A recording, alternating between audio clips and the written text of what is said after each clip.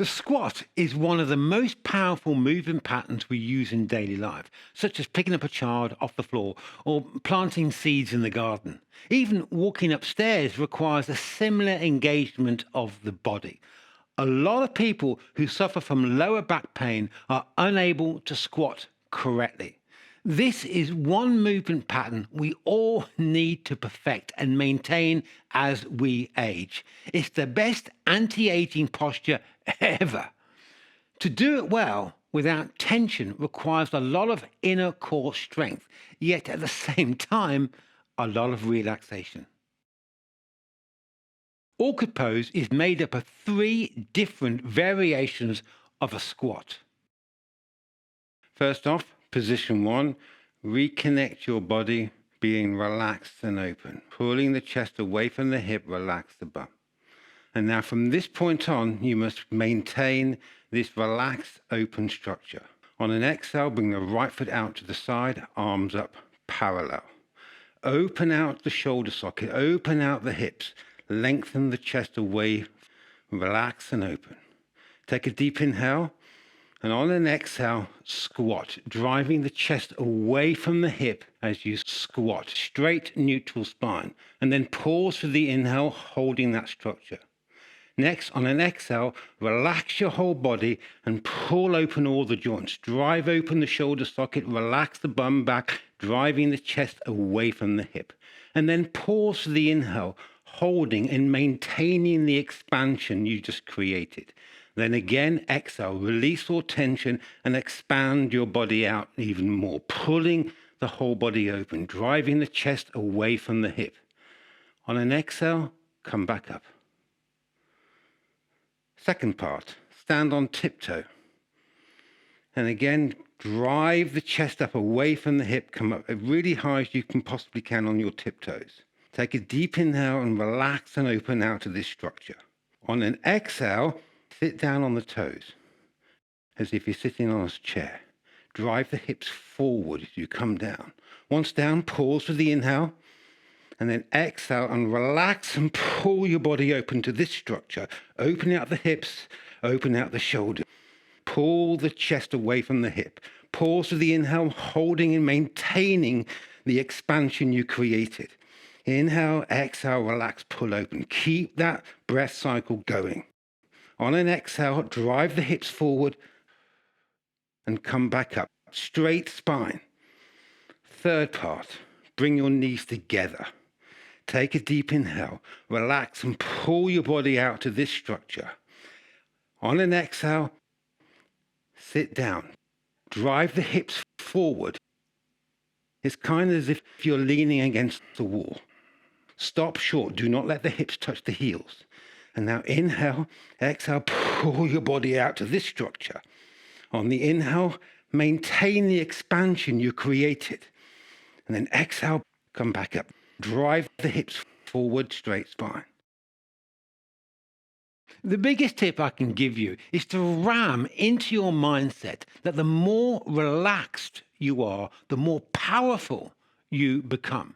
Doing these 3 postures is not easy, but everyone can do it. The secret is in forging a robust connection with your inner core stabilization strength. If you consciously contract any muscle, you will bring tension into your structure, which in turn locks away your inner stabilization strength. You have to be relaxed at all times. If, like me, you have a history of Bikram yoga, you kind of have a lot of rewiring to do. You're going to have to focus all your efforts on relaxing and allowing your reptilian brain to establish a robust connection with your body's inner core strength. Do not buy into the classic notion that a tight body is a light body, because a tight body is an inefficient body that will quickly burn out. A tight body is like driving the car with a handbrake on. It doesn't matter how powerful your car is. If the handbrake is on, you are not going anywhere. Typically, we are told the feet must be 100% perfectly parallel. Most people cannot maintain so-called perfect alignment without forcing the issue. Alignment rules simply confuse and restrict the reptilian brain's natural capacity to safely position and engage the body. Provided you are maintaining an open, relaxed structure, there are no rules. This point is best summed up in one of Bruce Lee's quotes: "Don't think, feel. If it feels right, it is right. If it feels wrong, it is wrong." When doing the second part, a lot of people believe they lack the physical strength to come down all the way to where the thighs are parallel to the floor. Most people have the muscles to do this. What they lack is the neuromuscular roadmap. It's a classic case of the chicken and the egg. The reptilian brain is unable to forge a stronger neuromuscular connection if the basic connection has yet to be created. The best way to solve this is by holding onto the back of a chair to support you as you come down fully and go back up again. Do that a few times. Having developed the correct neurological roadmap, the next step is to learn how to come down and hold that position while being relaxed.